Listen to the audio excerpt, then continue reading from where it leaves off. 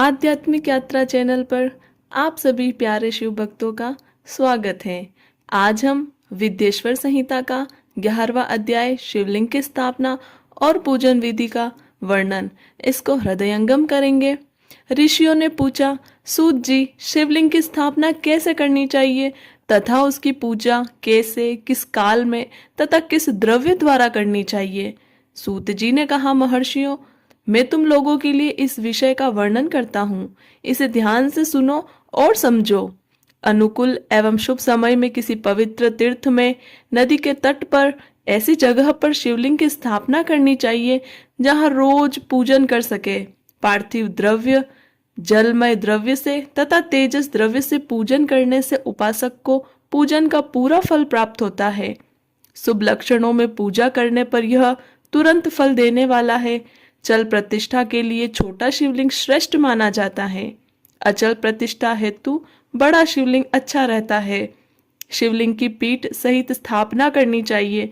शिवलिंग की पीठ गोल, चौकोर, त्रिकोण अथवा खाट के पाए की भांति ऊपर नीचे मोटा तथा बीच में पतला होना चाहिए। ऐसा लिंग पीठ महान फल देने वाला होता है। पहले मिट्टी अथवा लोहे से शिवलिंग का निर्माण करना चाहिए। जिस द्रव्य से लिंग का निर्माण हो उसी से उसका पीठ बनाना चाहिए।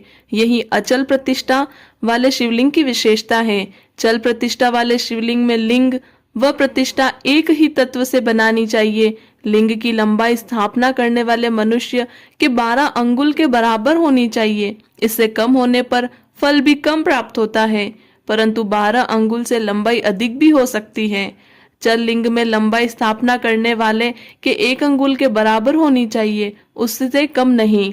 यजमान को चाहिए कि पहले वह शिल्प शास्त्र के अनुसार देवालय बनवाए तथा उसमें सभी देवगणों की मूर्ति स्थापित करें। देवालय का गर्भगृह सुंदर, सुदृढ़ और स्वच्छ होना चाहिए। उसमें पूर्व और पश्चिम में 2 मुख्य द्वार हो। जहाँ शिवलिंग की स्थापना करनी हो उस स्थान के गर्त में नीलम, लाल, वैदुर्य, श्याम, मरकत, मोती, मूंगा, गोमेद और हीरा, इन 9 रत्नों को वैदिक मंत्रों के साथ जोड़े। 5 वैदिक मंत्रों द्वारा 5 स्थानों से पूजन करके अग्नि में आहुति दे और परिवार सहित मेरी पूजा करके आचार्यों को धन से तथा भाई बंधुओं को मनचाही वस्तु से संतुष्ट करे। याचकों को सुवर्ण, गृह एवं भू संपत्ति तथा गाय आदि प्रदान करें। स्थावर जंगम सभी जीवों को यत्न पूर्वक संतुष्ट कर एक गड्ढे में सुवर्ण तथा 9 प्रकार के रत्न भरकर वैदिक मंत्रों का उच्चारण करके परम कल्याणकारी महादेव जी का ध्यान करें। तत्पश्चात नाद घोष से युक्त महामंत्र ओमकार ओम का उच्चारण करके गड्ढे में पीठ युक्त शिवलिंग की स्थापना करें। वहां परम सुंदर मूर्ति की भी स्थापना करनी चाहिए तथा भूमि संस्कार की विधि जिस प्रकार शिवलिंग के लिए की गई है उसी प्रकार मूर्ति की प्रतिष्ठा भी करनी चाहिए। मूर्ति स्थापना अर्थात प्रतिष्ठा पंचाक्षर मंत्र से ही करनी चाहिए। मूर्ति को बाहर से भी लिया जा सकता है, परंतु वह साधु पुरुषों द्वारा पूजित हो। इस प्रकार शिवलिंग व मूर्ति द्वारा की गई महादेव की पूजा शिवपद प्रदान करने वाली है। स्थावर और जंगम से लिंग भी 2 तरह का हो गया है। वृक्ष लता आदि को स्थावर लिंग कहते हैं और कृमि कीट आदि को जंगम लिंग। स्थावर लिंग को सींचना चाहिए तथा जंगम लिंग को आहार एवं जल देकर तृप्त करना चाहिए। चराचर जीवों को भगवान शंकर का प्रतीक मानकर उनका पूजन करना चाहिए। इस तरह महालिंग की स्थापना करके विविध उपचारों द्वारा उसका रोज पूजन करे तथा देवालय के पास ध्वजारोहण करे। शिवलिंग साक्षात शिव का पद प्रदान करने वाला है। आवाहन, आसन, अर्घ्य, पाद्य, पाद्यांग, आचमन, स्नान, वस्त्र, यज्ञोपवीत, गंध, पुष्प, धूप, दीप, नैवेद्य, तांबूल, समर्पण, निराजन, नमस्कार और विसर्जन, ये 16 उपचार है। इनके द्वारा पूजन करें।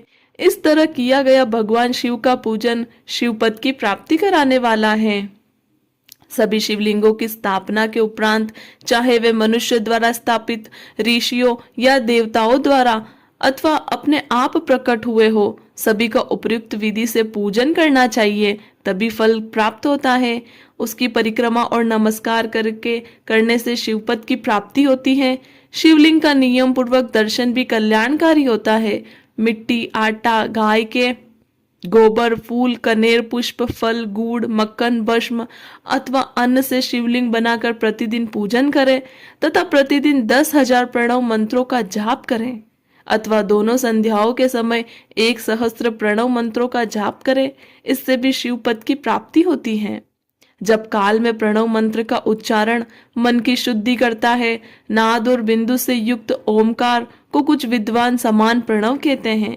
प्रतिदिन 10,000 पंचाक्षर मंत्र का जाप अथवा दोनों संध्याओं को 1 सहस्त्र मंत्र का जाप शिवपद की प्राप्ति कराने वाला है। सभी ब्राह्मणों के लिए प्रणव से युक्त पंचाक्षर मंत्र अति फलदायक है।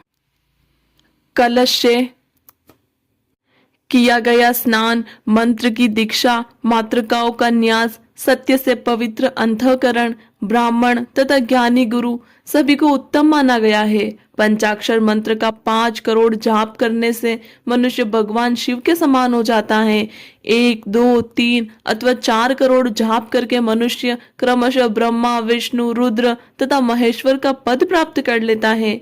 यदि 1000 दिनों तक प्रतिदिन 1 सहस्त्र जाप पंचाक्षर मंत्रों का किया जाए और प्रतिदिन ब्राह्मण को भोजन कराया जाए तो इससे अभिष्ट कार्य की सिद्धि होती है। ब्राह्मण को प्रतिदिन प्रातः काल 1008 बार गायत्री मंत्र का जाप करना चाहिए, क्योंकि गायत्री मंत्र शिव पद की प्राप्ति कराता है। वेद मंत्रों और वैदिक सूक्तियों का भी नियम से जाप करें। अन्य मंत्रों में जितने अक्षर है उनके उतने लाख जाप करें। इस प्रकार यथाशक्ति जाप करने वाला मनुष्य मोक्ष प्राप्त करता है। अपनी पसंद से कोई एक मंत्र अपनाकर प्रतिदिन उसका जाप करे अथवा ओम का नित्य 1 सहस्त्र जाप करे। ऐसा करने से संपूर्ण मनोरथों की सिद्धि होती है। जो मनुष्य भगवान शिव के लिए फूलवाड़ी या बगीचा लगाता है तथा शिव मंदिर में झाड़ने बुहारने का सेवा कार्य करता है, ऐसे शिव भक्तों को पुण्य कर्म की प्राप्ति होती है। अंत समय में भगवान शिव से मोक्ष प्रदान करते हैं। काशी में निवास करने से भी योग और मोक्ष की प्राप्ति होती है। इसलिए आमरण भगवान शिव के क्षेत्र में निवास करना चाहिए। उस क्षेत्र में स्थित बावड़ी, तालाब, कुआं, पोखर को शिवलिंग समझकर वहां स्नान, दान और जाप करके मनुष्य भगवान शिव को प्राप्त कर लेता है। जो मनुष्य शिव के क्षेत्र में अपने किसी मृत संबंधी का दाह, दशाह, मासिक श्राद्ध अथवा वार्षिक श्राद्ध करता है अथवा अपने पितरों को पिंड देता है, वह तत्काल सभी पापों से मुक्त हो जाता है और अंत में शिवपद प्राप्त करता है।